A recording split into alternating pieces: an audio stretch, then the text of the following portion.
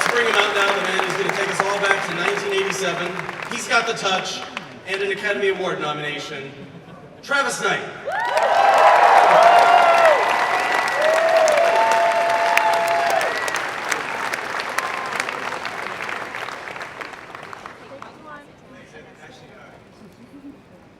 Two Academy Award nominations. Just want to make sure we're getting that right for the record.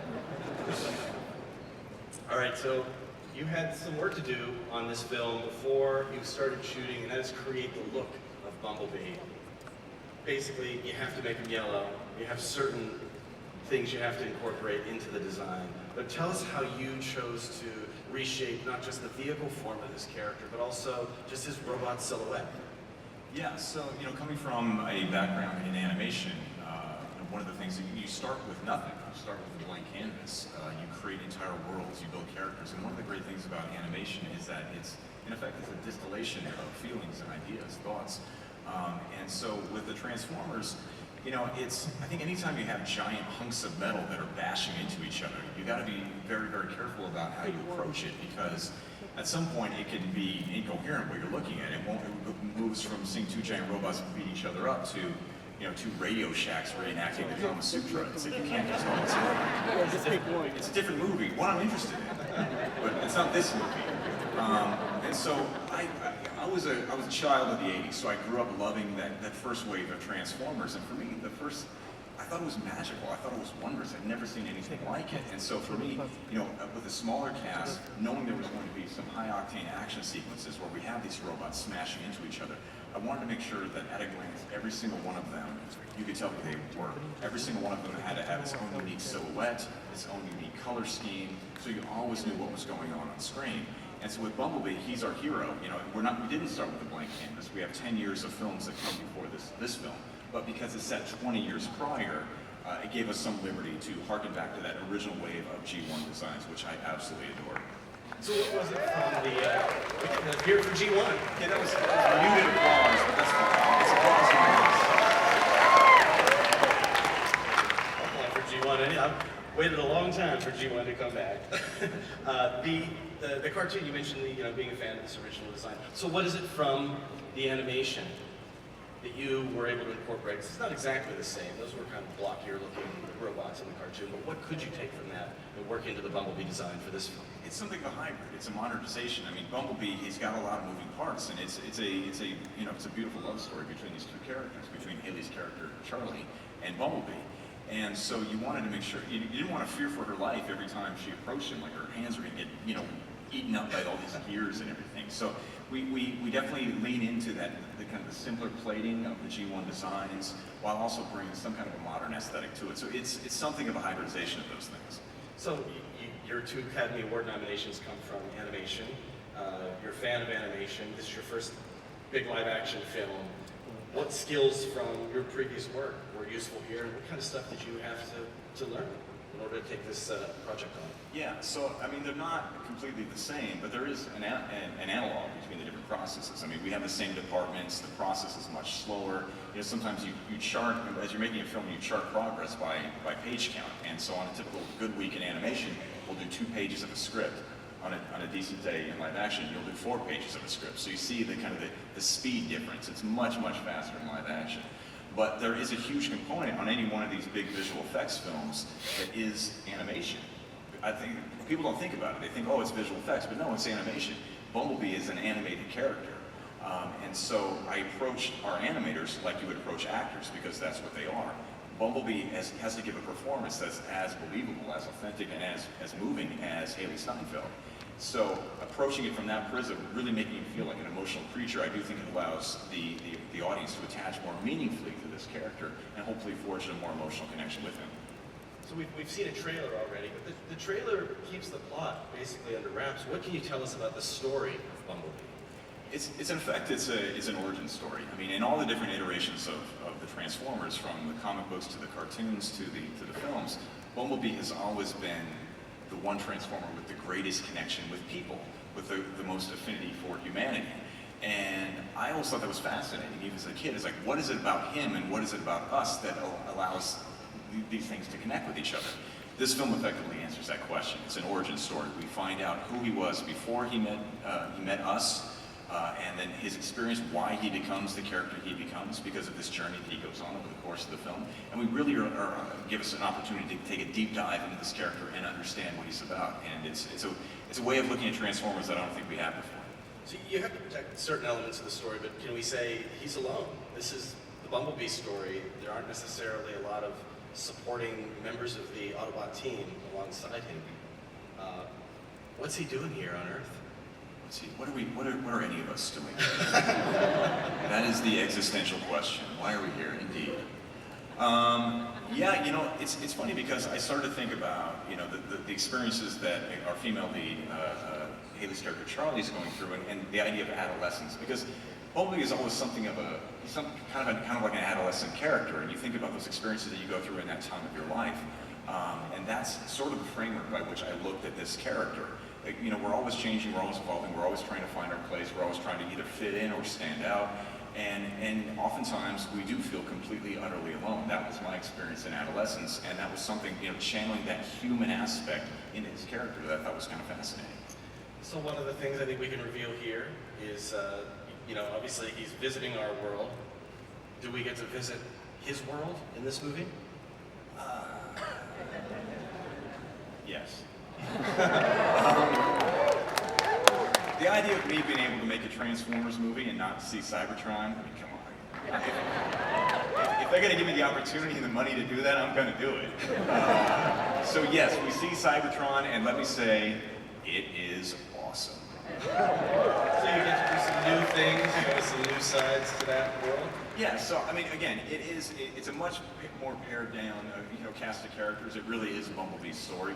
We have a handful of other Transformers within the film, but you know, for fans of the series, you can come into this film not knowing anything about the Transformers and still enjoy it. But for fans of the franchise, the stories, the comic books, the toys, there are all manner of layers in this film that people can enjoy. And so, as someone who grew up loving these things, it was a field day. I felt like I was a kid who was playing with my toys just on a big stage. All right. He's not entirely alone, though. I mean, he does have some human allies, and we're going to bring out two of the actors who play them. Hailee Steinfeld plays Charlie Watson, one of the young gearmen who discovers this rescue VW bug. And George Lendemore Jr., who plays her pal Memo.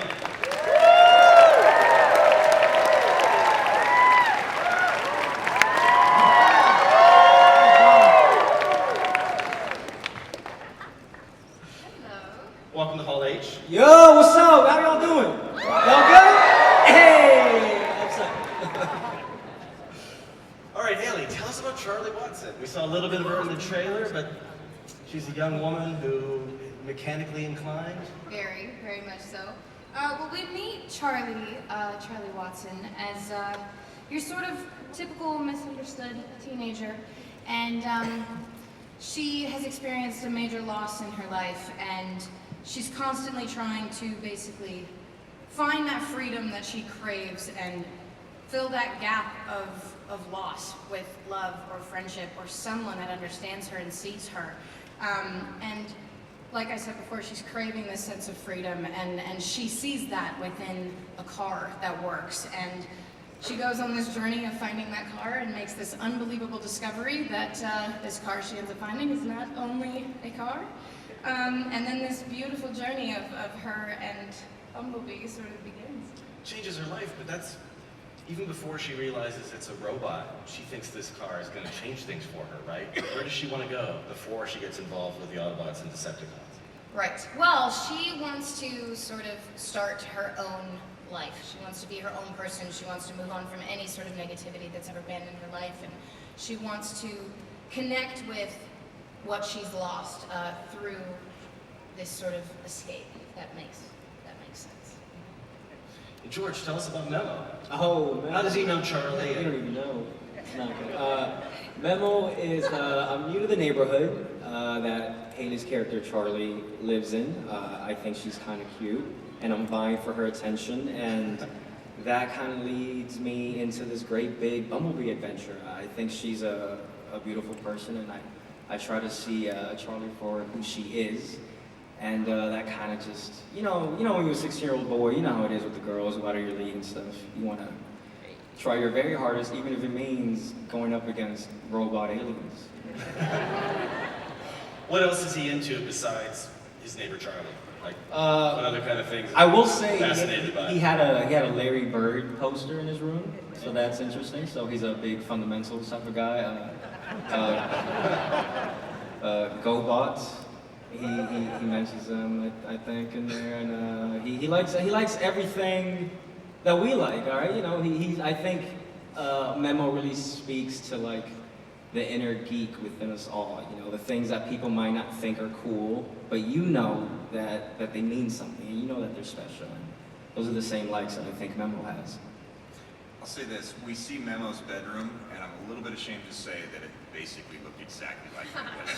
This is shameful. Hailee, Travis said earlier, referred to it as a coming-of-age story. What does that mean for her, and what does it mean for Bumblebee? Well, I think that, it speaks for itself. This is a character that is finding who she is and what her place is in this world, and finding her voice, so to speak, and so is Bumblebee.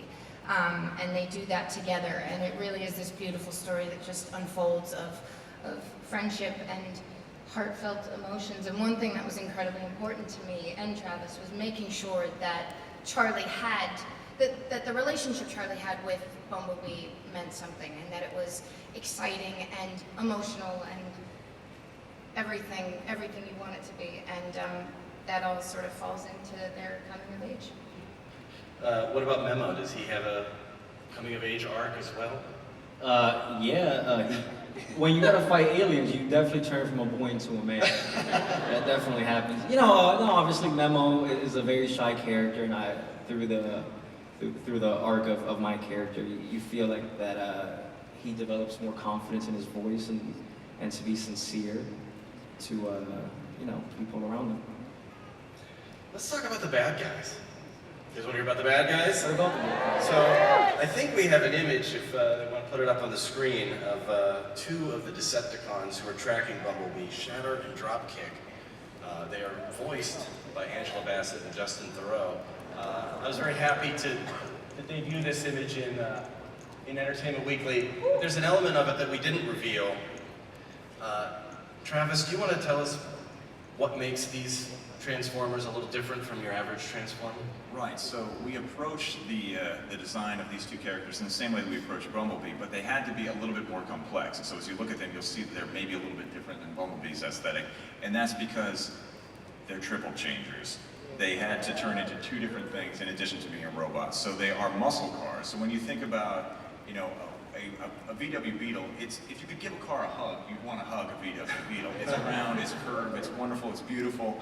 A muscle car is essentially a perfect foil for a VW Beetle. It's angular, it's muscular, it's tough, which is things that we see early on that Bumblebee is not. But also, Decepticons are aircraft. Come on, who we kidding? They turn into things that fly. And so with Shatter here in the front, the red one, she can also turn into a Harrier jet, and with Dropkick in the back, he can turn into a chopper. So you can see little pieces of that. You can see little pieces of that in their design. For the design, interesting, this is super deep dive geek stuff. For Shatter, I was inspired by the design. There was this robot ninja character called Nightbird in the original animated series. She was awesome, and that inspired some of Shatter's design. And with Dropkick there, that kind of the helmet and the shapes and the facets there were inspired by Megatron's design. So you're trying to fuse those things into this new modern aesthetic. I'm just going to tell a very quick personal story. I have a 5-year-old son who loves Transformers because he saw the old G1s in my office. And so I'm like, oh cool, let's watch the cartoon together. And when we got to that episode with Nightbird, he's like, when we watched this, he's like, always wants to go to eBay to buy whatever ones we didn't have. He's like, can we get that one? The ninja robot didn't exist. You're bringing it back. I'm so glad. Of a kind, yes. Well, there's another Transformer, another Decepticon in the story, and we glimpsed that character in the trailer, and a lot of people have been wondering who the Jet might be. Can you tell us a little bit about who that is? Yeah, so I've seen some feedback, some chatter on the Jet. I'm going to break a few hearts here today. It is not Starscream. I know. No, but it's all will be revealed when you see the film. But you have to remember, Starscream has a very iconic design in Michael Bay's Transformers film. But you have to remember, going back to the original iteration of the Transformers, the Seekers essentially had the same design aesthetic. All the, just all Thundercracker and Ramjet and all those guys. So this specific the flying the jet that we see in the trailer, that is a character called Blitzwing. He's super awesome, and he has that same design aesthetic as a G1 Seeker, and it was an opportunity to again weave that thing in while still trying to do something different. I think people are going to dig it. I know you're a little disappointed. It's not so, but he's still pretty awesome. I liked hearing that it was Blitzwing. I'd seen Starscream. I wanted to see Blitzwing. So there's a more than just robot antagonists in this film. You've got a human who is also basically fighting all of the robots, but doesn't know the difference between good and bad. Do you want to tell us about who the human antagonist of Bumblebee might be? Yeah, well, look, every good hero needs a good villain to go up against, and we have Bumblebee has his.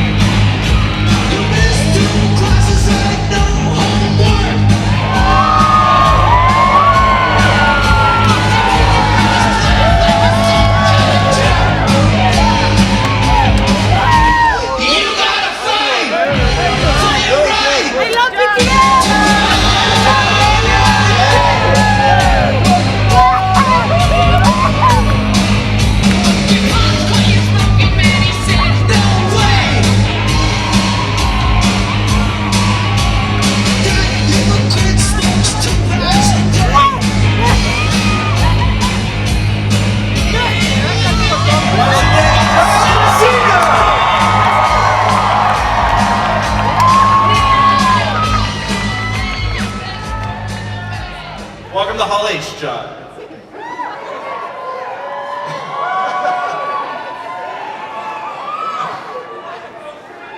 I think we should have the whole room, like 7,000 people, say that name all at once. You ready? 1, 2, 3.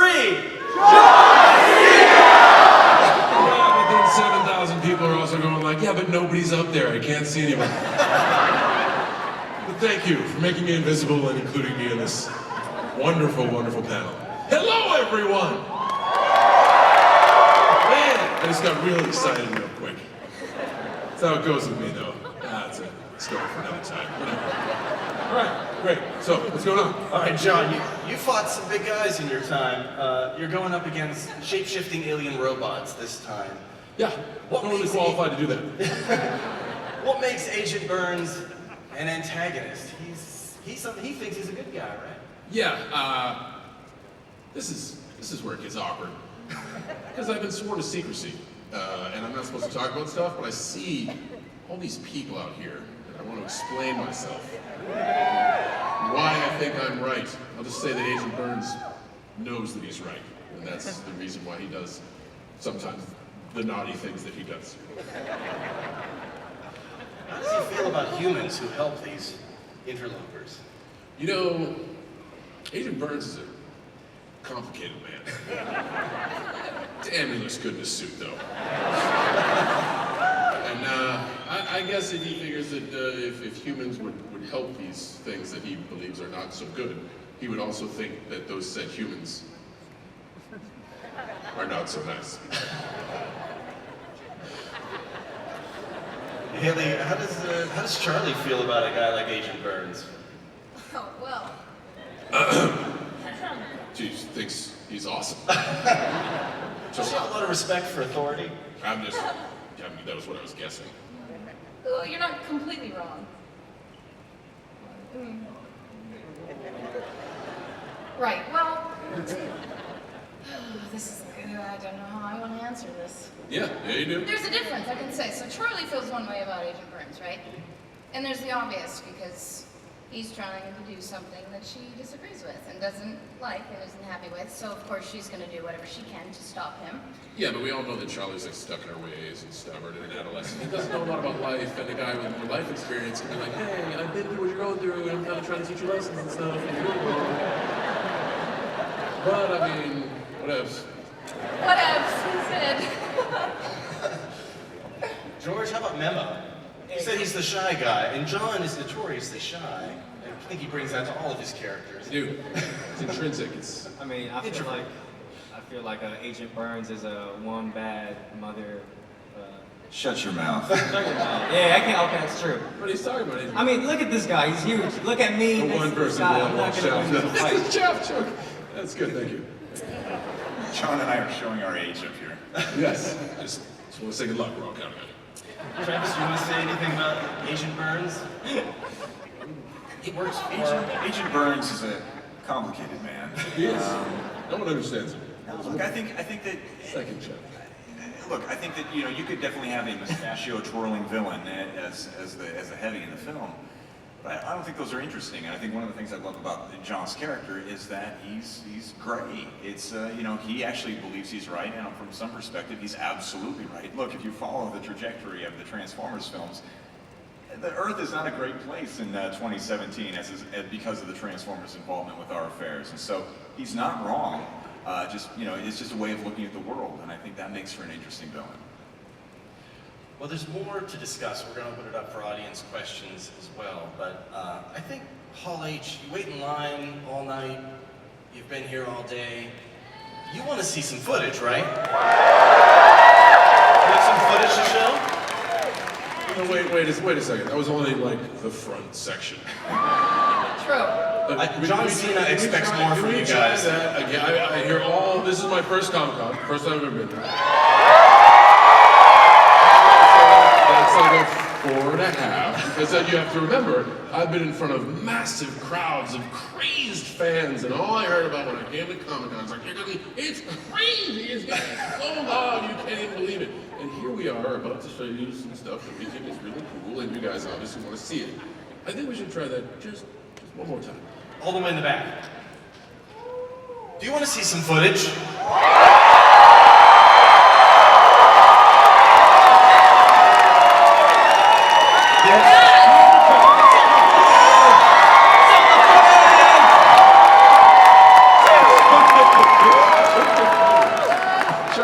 John, is that good enough? Yeah, that's great. Let's show it. That's the first I've seen it. I'm literally like writing in the dark, little notes. We'll just write up later. We saw a character we recognize in that footage in hologram form. We did, yes, we did. He's Optimus Prime. Brian He also had a different look, although he's only in hologram form, but that's a different design for that character. Yeah, the same sort of thing. It's like trying to, because it takes place 20 years prior to the first film, we can play a little bit with the aesthetic. And so I think that people will see in all the designs of the robot characters that we do harken back to the original design aesthetic from that first wave of Transformers. It's good to me. Well, let's open it up for audience questions. You guys have some questions you'd like to ask? First question, Mario and Luigi. Hi, I'm Caitlin. And I mean Kyle. This question is for Hailee. We both really love all of your music and movies, and I'm really excited just to be talking to you. And our question is, how do you balance your music career with your acting career? Yeah, George did just ask me that backstage. Well, thank you. Nice to meet you. I think what I try and do is take everything one step at a time, because it can get to be a bit much at times. Right now I'm in the middle of tour. We're touring on the East Coast. I had a show last night, and I head back after this for a show tomorrow night. But moment by moment, I'm so excited to be here with you guys and this film. This is the first time we've just seen all that, so it's all coming together and it's all coming to life, and we are so excited to have you guys a part of this journey with us. Next question, please. Hi, What would Bumblebee do if he had to fight a Transformer that looked like an actual giant Bumblebee? That's a great question. Ask the heavy ones in Hall H. Heavy, existential questions. How would Bumblebee battle a giant robot Bumblebee? John, witticisms? Witticisms are failing me in the moment. John, you got any ideas? Judging by my experience with Bumblebee, he's compassionate. And I think he would try to talk some sense into this giant Bumblebee Transformer. Find out if this giant Bumblebee was indeed a good Transformer or a bad Transformer. And in gathering information, the Bumblebee VW Beetle would analyze the Bumblebee Transformer's strengths and weaknesses. So, if it came to a matter of conflict between the Bumblebee VW Beetle and the Bumblebee,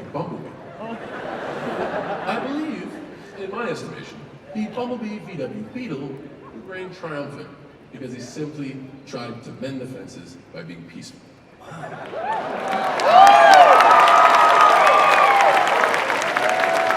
At the very least, that's a cool incentive. What the hell do I know? I'm the only dude in a suit at Comic-Con. Let's take the next question. Hi everyone. John Cena! What's up? First of all, I love the memes circulating around you, and my Wait a second, they're making memes of me? Yeah. Oh Like, no. there's this I've thing, never like, seen these things. like, knock knock, who's there? John Cena! I've seen something like that. I have seen something like that. Alright, I want to skip to my question. Nightmares about this. Okay, no, it's fine. Do you expect to star in more movies after this, John?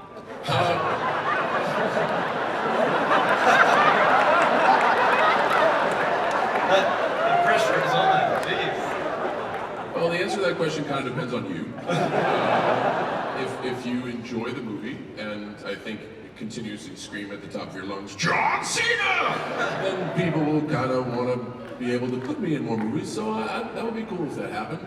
But if it doesn't, that's also okay, because I can still go back to being John Cena! You'll always be John Cena. John, maybe another way of asking that is, do you have anything else on the horizon? What's in the works? What's in the works for you? Yeah, we always get crazy stuff going on. I mean, everybody's life is busy. We're here to talk about Bumblebee, right? All right. Yeah, exactly. Let's focus on the now. Thank you, though, for the opportunity for a cheap plug, which I'll deny because we're talking about Bumblebee. Theaters on December 21st, and everybody's going to see it. December 21st. Hi, this question's for John. What's it Fire like? away. What's it like growing up? What's it like transitioning from a hero like Ferdinand to a villain like a cold-hearted villain like this, trying to destroy the hero? So, good question. I couldn't help but notice you said villain and stopped yourself just to insert the words cold-hearted. A skosh judgmental, and I'm a bit offended. But, in all totality, it's awesome. I've had a wonderfully successful career in the WWE, and and I pride myself on kind of my character there, and I know that that's probably not going to evolve past being a good guy. Like, I don't know if I'll ever be a bad guy in the WWE. So it was extremely inviting to be kind of be gray in Bumblebee and believe that what I was doing is right, but be essentially a bad guy. So you guys will get to, I guess, all those WWE folks who are looking to see a heel John Cena, and then that's inside baseball, a bad guy John Cena. We'll be able to kind of get a glimpse of that for Bumblebee. So I'm really excited about it. Hi, I'm Christine. So what was it like working with something that wasn't there like Bumblebee, especially in that scene, the garage scene that you guys filmed? Well, That's for you. I mean, sure. It was definitely challenging, to say the least. Luckily, we did have a man on stilts in that scene, We particularly. did. We had a circus performer who walked around on stilts to kind of basically give Hailee a sense of what the physicality of a giant robot would be like. Yes, he was great. At one point, he was like, his facial expressions were so, I mean, elaborate because he was trying to help me and react with his facial expressions. It was it was an interesting time. But yeah, it gave me the sense of what it would feel like to have him around me. But other than that, it was a tennis ball on a stick. Yeah. So, I mean, I think a lot of people don't necessarily appreciate that when you see an actor on screen with something that was generated in a computer, it's just ones and zeros, that in the moment, there's nothing there. And so Hailee has to give a very believable performance with something that she can't even see and imagine what it could be. Now for me, from an animator's point of view, it's all in my head. I see everything that's happening. I see Hailee and I see a robot there, interacting with her. But for an actor, I mean, it has to be an authentic, believable, emotional performance for us all to buy into it. And so I think it really is a testament to Hailee's talent and the talent of the rest of her cast that they were able to kind of buy into this idea that there is this emotional creature in front of them where none existed. Look at this young man. How old are you? Hello, young man. 7. What's your name? Alex, Alex, what's your question? what is Bumblebee's favorite song? What's Bumblebee's favorite song? Clearly, The Touch by Stan Bush.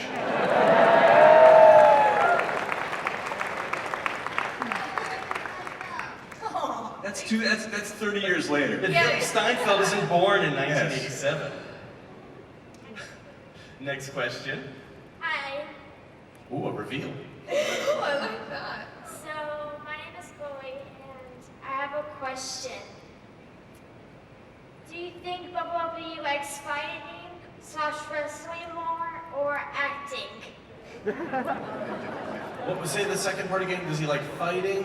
What's the second part? Wrestling. Wrestling or acting? Bumblebee? Yes. I believe that was the question. All right, great question. I looked at my man. Careful with your words. I looked at my man John Cena, who's the closest human analog to a giant, manly robot, and I think he can do anything. He can do everything. He's good at wrestling. He's good at fighting. He's very, very good at acting, which you will see in this movie because John is a delightful fella, and in the movie he's evil. He's a bad guy. Shades of gray. And I don't know. I think Bumblebee. I think Bumblebee will surprise people because in the previous films we've seen Bumblebee as something of a warrior, and he's great. He's great at fighting. But one of the things I'm most proud of in this film is how believable and emotional and authentic he is in the film. So that comes down to our animators who actually bring him to life. We'll take one more question then. Yes, sir. How old are you? 12. 12. Cool. My name is Kian, and this question was for John Cena, but I can't see him. Because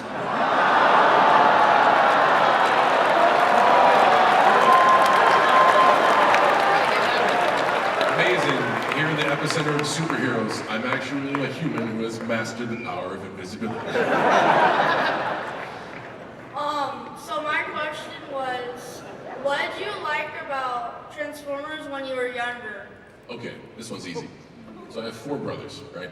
And we always had to struggle to have toys. And when Transformers came out, they were extra special because you got 2 toys in 1 toy. So I always was really protective over Transformers because to have a Transformer meant you had 2 toys.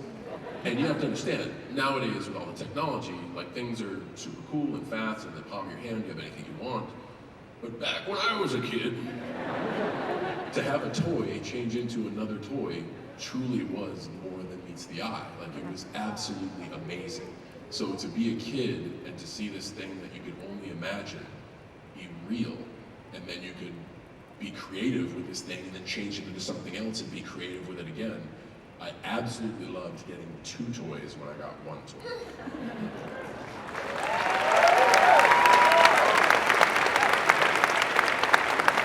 Well, you guys are going to get to take away a special gift from this Q&A. I know you'll probably be sticking around for a few others, but there is an exclusive Comic-Con limited edition poster that all of you will get to take home. I think you'll be getting a ticket, and then you can redeem that ticket. Here it is.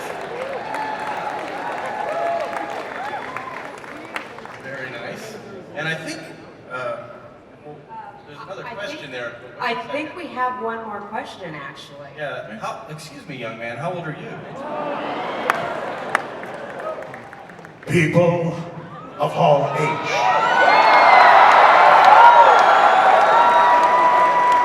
Travis Knight.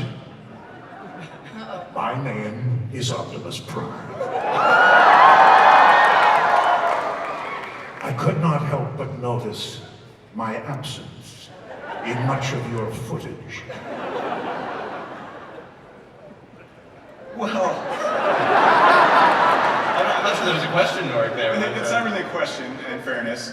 The movie's called Bumblebee. It's about Bumblebee, so it's really his moment in the sun, Mr. Cohen.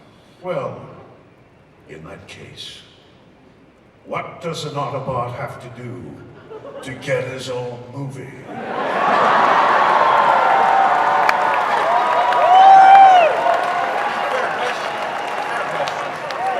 Fair question. Yeah, I don't know. I don't know. I mean, maybe we could showcase your emotional range. Why don't you show us, I don't know, joyful exuberance? Rightfully so. I am elated to be here. All right, I'm sold. That's it. Last audition. Here we go, Optimus Prime. Thank you guys for joining us for this panel. We have a great rest of the Comic-Con. Please let's hear it for Travis Knight, Hailee Steinfeld. Thank you guys so much. Cena!